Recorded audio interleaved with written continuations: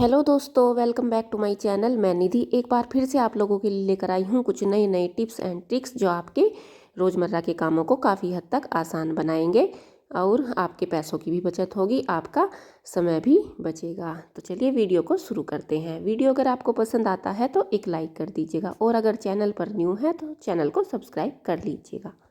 दोस्तों, मेरी पहली टिप है ब्लैंकेट से रिलेटेड। ये देखिए, सर्दियों में ब्लैंकेट का इस्तेमाल तो हम सभी करते हैं, लेकिन कई बार इन ब्लैंकेट्स का कवर हमारे पास नहीं होता है और जब हम इन्हें फोल्ड करके रखते हैं तो उसमें ये स्पेस भी काफ़ी लगता है।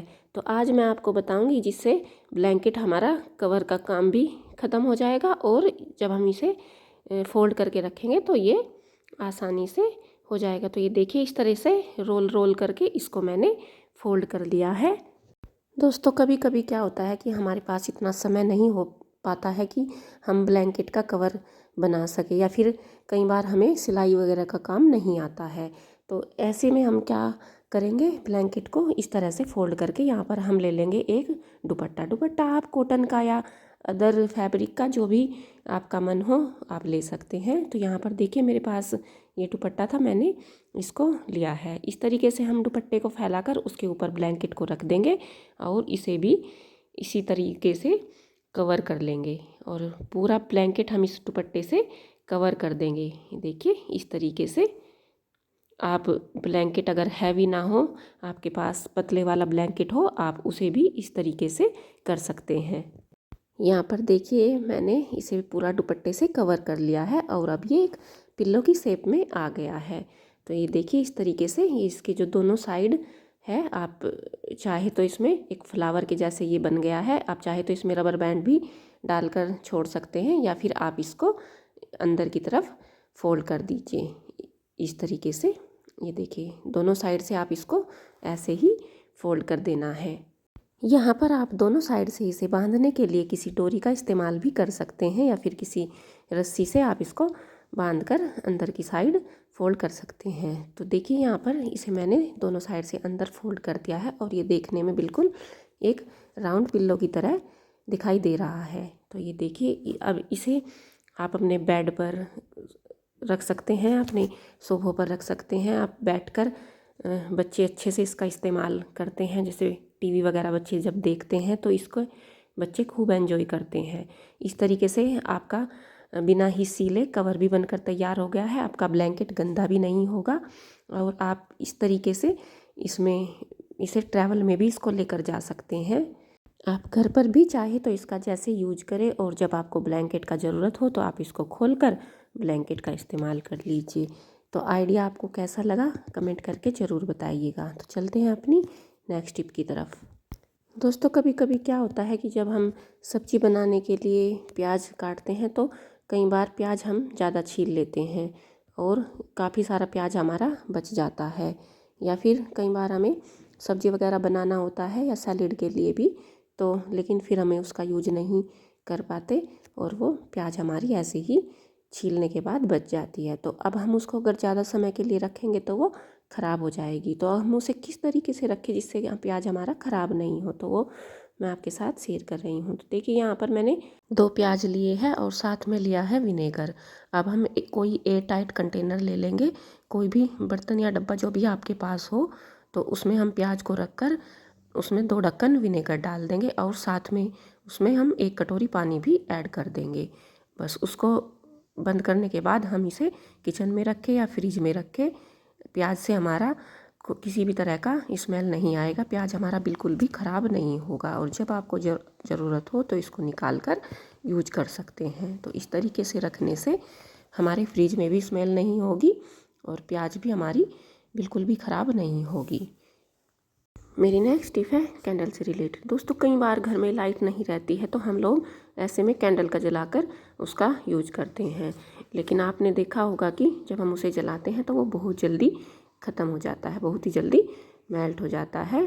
तो जब हम कैंडल जलाते हैं और वो जल्दी से मेल्ट ना हो तो उसके लिए हमें क्या करना है, देखिए यहाँ पर मैंने ले लिया है एल्युमिनियम फॉयल पेपर। अब उसको लेकर हम कैंडल के ऊपर रैप कर लेंगे। ये देखिए, इस तरीके से कैंडल के ऊपर मैंने इसको लपेट लिया है और इसको लपेटने के बाद जब हम इसे कवर कर देंगे, उसके बाद अगर हम कैंडल को जलाएंगे तो आप देखिए जितने समय में आपका कैंडल जल रहा था उससे ज़्यादा लंबे समय तक कैंडल चलेगा और आप इसका आराम से इस्तेमाल कर पाएंगे। दोस्तों कई बार क्या होता है कि हम कैंडल को ऐसे ही फ्लोर पर लगाकर छोड़ देते हैं, उससे फ्लोर हमारा गंदा होता है और हमें उसे साफ़ करने में काफ़ी मेहनत लग जाती है। तो हम अगर इसको लगाने के लिए अगर किसी दीपक का या स्टैंड का यूज करते हैं तो उससे ऐसा करने से क्या होगा कि हमारा सरफेस भी ख़राब नहीं होगा और जिसका जितना भी मेल्ट होने के बाद ये जितना भी इसका जो मोम होता है वो सारा इस दिए के अंदर ही इकट्ठा हो जाएगा। तो ऐसा करने से हमारी मेहनत भी बचेगी और हमारा जो सरफेस है वो भी ख़राब नहीं होगा। उसे छुटाने के लिए हमें कोई एक्स्ट्रा मेहनत भी नहीं करनी पड़ेगी। मेरी नेक्स्ट टिप है, जब हम घर में सफाई करते हैं, झाड़ू वगैरह लगाते हैं तो कई बार क्या होता है जो हमारा जो कचरा होता है ना, हम उसे ऐसे ही डायरेक्ट डस्टबिन से उठा लेते हैं। उससे क्या होता है कि डस्टबिन तो हमारा गंदा होता ही है, क्योंकि जितना भी धूल मिट्टी होता है वो सब उसके ऊपर चिपक जाता है और हम साथ में फिर उसे भी क्लीन करते हैं। इससे हमारा काम डबल हो जाता है। तो आज हम क्या करेंगे, जैसे ये डस्टबिन मैंने लिया है, इसके ऊपर मैंने एक पॉलीथीन को लगा लिया है। तो देखिए इस तरीके से जब हम पॉलीथीन को इसके ऊपर लगा लेंगे और झाड़ू से जितना भी हमारा कूड़ा है वो सब उसके ऊपर मैंने कर लिया है। अब इस तरीके से देखिए पकड़कर हम पॉलीथीन को ऐसे निकाल लेंगे, दोनों साइड से पकड़कर इसको पॉलीथीन को हम इस तरीके से निकालेंगे। तो इससे क्या होगा कि हमारे हाथ भी गंदे नहीं होंगे और जो हमारा डस्टबिन है कूड़ा उठाते समय वो भी गंदा नहीं होगा, क्योंकि जितना भी धूल मिट्टी है वो सब इसके ऊपर चिपक जाता है। लेकिन अगर पॉलीथीन को इस तरीके से लगाएंगे तो इससे हमारा समय और मेहनत दोनों ही बचेंगे। मेरी नेक्स्ट टिप है फ्रिज से रिलेटेड। दोस्तों कई बार क्या होता है कि फ्रिज की जो ये साइड में रबड़ होती है ये इतनी गंदी हो जाती है और इसमें कई बार तो जैसे ब्लैक ब्लैक फंगस तक दिखने लगती है। जैसे बरसात का मौसम हो ना, या कुछ टाइम हम फ्रिज को बंद कर देते हैं और या फिर उसकी अच्छे से क्लीनिंग नहीं हो पाती है तो ये जो इसकी रबड़ है ये पूरी तरीके से काली सी पड़ जाती है और इसे क्लीन करने में हमें काफ़ी मेहनत लगती है। तो ये आसानी से क्लीन हो जाए उसके लिए हम क्या करेंगे, यहाँ पर देखिए हम ले लेंगे कोई भी डिश वॉश जेल और साथ में विनेगर और बेकिंग सोडा। तो ये तीनों चीज़ों को हमें लेना है।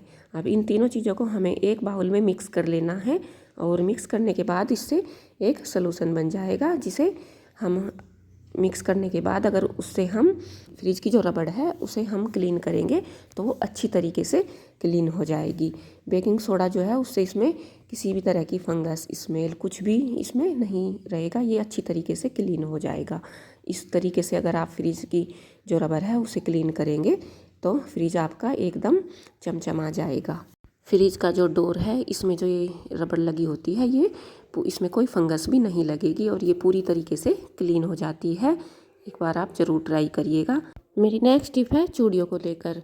दोस्तों हमारे पास कांच की, प्लास्टिक की या फिर मेटल की अलग अलग तरीके की काफ़ी सारी चूड़ियाँ होती है जिन्हें पहनना हमें काफ़ी पसंद होता है। अगर कांच की चूड़ियाँ है तो कोई दिक्कत नहीं, लेकिन अगर ये इस तरह की जो मेटल की चूड़ियाँ होती हैं ये देखने में काफ़ी सुंदर लगती है और जब हम इन्हें पहनते हैं तो कई बार क्या होता है कि इनको वेयर करने के बाद जब हम उतार कर रखते हैं तो कई बार इनको रख कर भूल जाते हैं या फिर इधर उधर इनको रख देते हैं, अच्छे से हम ध्यान नहीं दे पाते। तो कई बार ये किसी दबाव में आने के कारण जाती है, इनकी जो शेप है वो ख़राब हो जाती है और ये ख़राब हो जाती है तो हम इन्हें डिस्कार्ड कर देते हैं। इससे हमारे पैसों की वेस्टेज होती हैं। लेकिन अगर इनको हम ठीक करना चाहें तो उसके लिए हम क्या करेंगे, हमें यहाँ पर लेना है एक गिलास। तो देखिए गिलास को इस तरीके से लेकर आपकी जो चूड़ियाँ हैं जिनकी शेप ख़राब हो गई हैं आप उनको इस तरीके से गिलास में डालकर थोड़ा सा उनको दबाते हुए इस तरीके से गिलास में घुमाएंगे तो देखिए भी वापस से अपनी शेप में आ जाएगी। कई बार हम बच्चों के भी इस तरीके के बैंगल्स ले लेते हैं और बच्चे उन्हें खुद ही निकाल देते हैं तो जिससे क्या है वो ख़राब हो जाते हैं। तो आप जो बच्चों के बैंगल्स हैं उनको के लिए भी आप कोई छोटा गिलास ले लीजिए और इस तरीके से उनको भी करेंगे तो वो पहले की जैसे अपनी शेप में आ जाएंगी। ऐसा करके आप अपनी मेटल की सभी चूड़ियाँ ठीक कर सकते हैं। आपको बार बार नई चूड़ियाँ खरीदने की आवश्यकता नहीं पड़ेगी और आपके पैसे भी वेस्ट नहीं होंगे। तो है ना काफ़ी अच्छा तरीका। तो दोस्तों वीडियो अगर पसंद आया है तो एक लाइक कर दीजिएगा और चैनल को सब्सक्राइब कर लीजिए। मिलते हैं आपसे अपनी नेक्स्ट वीडियो में, तब तक के लिए बाय बाय।